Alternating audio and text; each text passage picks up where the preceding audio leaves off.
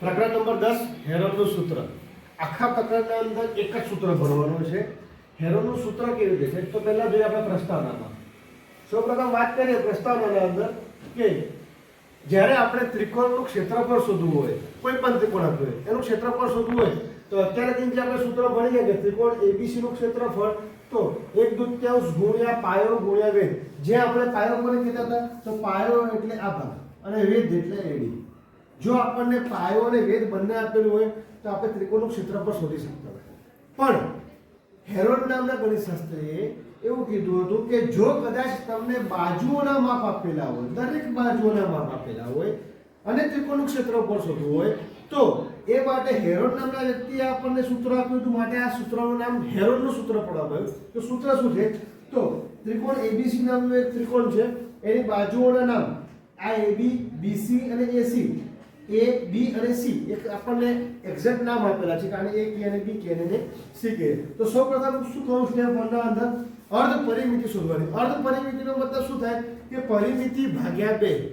ત્રિકોણની પરિમિતિનું સૂત્ર શું થાય તો બધી બાજુઓનો સરવાળો એટલે આ A + B + C તો A + B + C ભાગ્યા કેટલા કરવાના 2 એટલે આપણને અર્ધ પરિમિતિ મળે.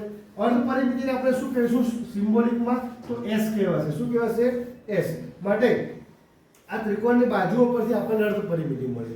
સંખ્યામાં ઘણી વખત તમને કન્ફ્યુઝ કરવા માટે ત્રિકોણની પરિમિતિ ધારો કે તમને 36 આપી દીધી હોય અને કોઈ એક બાજુનું માપ 16 આપ્યું છે, બીજી એક બાજુનું માપ 10 આપ્યું છે તો ત્રીજી બાજુ શોધવાની કીધી હોય અને ત્રીજી બાજુ શોધીને પછી ક્ષેત્રફળ શોધવાનું કીધું હોય તો પણ શોધી શકાય.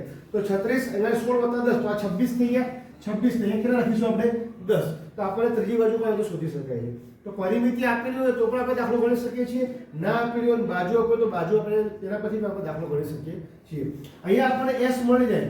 ત્યારબાદ સ્ટેપ નંબર 2 ના અંદર ત્રિકોણ ABC નું ક્ષેત્રફળ. આ શેનું ક્ષેત્રફળ છે તો હેરોનના સૂત્ર પરથી.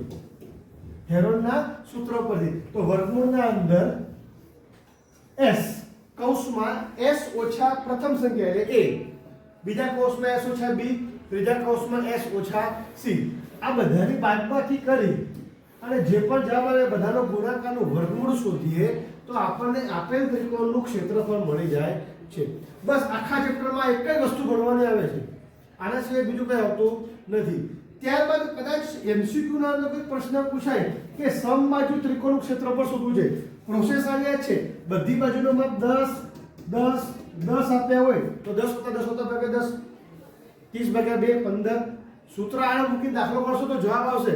પણ MCQ માં કોઈ પ્રશ્ન પૂછાય કે સમબાજુ ત્રિકોણ બધી બાજુનો માપ સમાન હોય ત્યારે તમે ડાયરેક્ટ અહીંયા વર્ગમૂળમાં 3 કૌંસમાં 4 બાજુ એટલે 10 નો વર્ગ માટે વર્ગમૂળમાં 3 ભાગ્યા 4 100 અહીંયા 25 તો જવાબ તમને મળશે 25√3. MCQ માં કોઈ પ્રશ્ન પૂછાયો તો આપણે આ રીતે પણ દાખલો ગણી શકીએ